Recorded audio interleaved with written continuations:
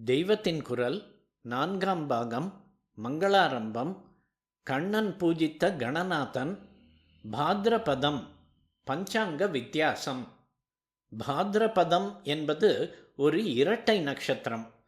பூர்வ பாத்ரபதம், உத்தர பாத்ரபதம் என்று அந்த இரண்டு நட்சத்திரங்களுக்கும் பேர்.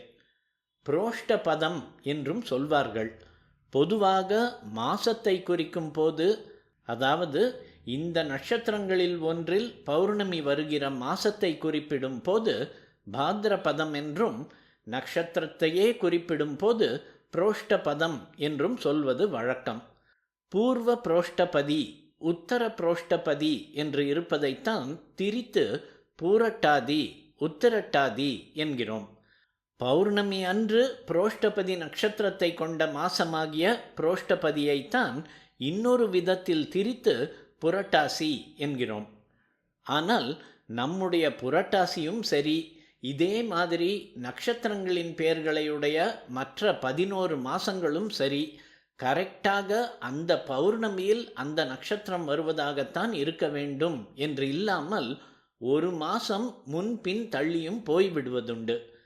காரணம், நாம் மாசப்பேரை பௌர்ணமி நட்சத்திரத்தை கொண்டு சித்ரா, விஷாகம், கார்த்திகம் என்கிறது போல நட்சத்திரத்தின் பேரில் வைத்து கொண்டாலும் வாஸ்தவத்தில் இதற்கு சம்பந்தமில்லாமல் மாசப்பிறப்பை சூரியன் 12 ராசிகளில் ஒவ்வொன்றாக பிரவேசிக்கும் தினமாகத்தான் வைத்து கொண்டிருக்கிறோம்.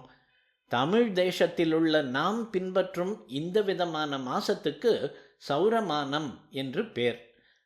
தெலுங்கர், கன்னடஸ்தர் முதலானவர்களும் வடக்கத்தியர்களில் பெரும்பாலாரும் அனுசரிக்கும் சாந்திரமானம் என்ற பஞ்சாங்கத்தின்படி அமாவாஸ்யையை அடுத்து வரும் வளர்பிறை பிரதமையில் ஒவ்வொரு மாசமும் பிறக்கும்.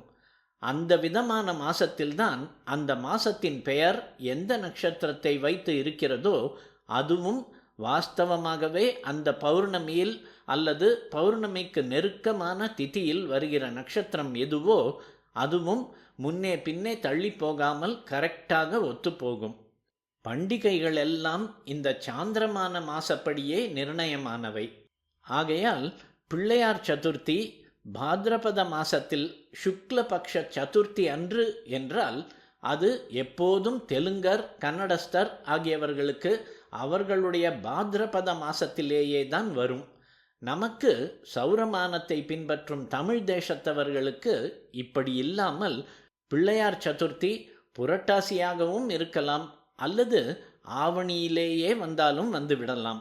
காரணம் என்னவென்றால், நம்முடைய பங்குனி அமாவாஸ்யை ஆன மறுதினமே அவர்களுடைய சித்திரை பிறந்து இதே போல ஒவ்வொரு மாசத்திலும் நடந்து நம்முடைய ஆவணி அமாவாஸ்யான மறுதினமே அவர்களுடைய புரட்டாசி, அதாவது பாத்ரபத மாசம் பிறந்துவிடும்.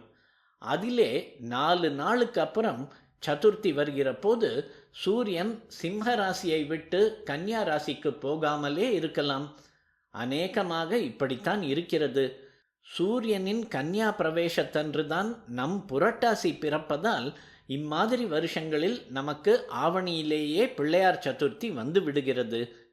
இதே மாதிரிதான் ஸ்ரீராம நவமி என்றால் அது எப்போதும் சாந்திரமானக்காரர்களுக்கு சித்திரை மாச நவமியாகவே இருக்க, நமக்கோ சில சமயம் பங்குனி, சில சமயம் சித்திரை என்று இருக்கிறது. இப்படியே கோகுலாஷ்டமி, நவராத்திரி முதலான எல்லா பண்டிகையுமே நமக்கு முறையே ஆடியாகவோ ஆவணியாகவோ இருக்கலாம், புரட்டாசியாகவோ ஐப்பசியாகவோ இருக்கலாம் என்று இருக்க, அவர்களுக்கு கோகுலாஷ்டமி என்றால் ஸ்ராவண, அவர்களுடைய ஆவணி கிருஷ்ணபக்ஷ அஷ்டமிதான்.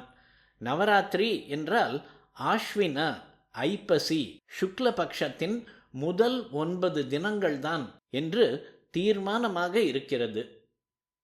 குறிப்பு: சாந்திரமான சௌரமான மாதங்கள் விஷயமாக தெய்வத்தின் குரல் 3ஆம் பகுதியில் ஆச்சாரமும் ஆகாரமும் என்ற உரையில் சாதுர்மாசியமும் அதில் போஜன விதியும் என்ற உட்பிரிவிலும் கூறப்பட்டுள்ளது.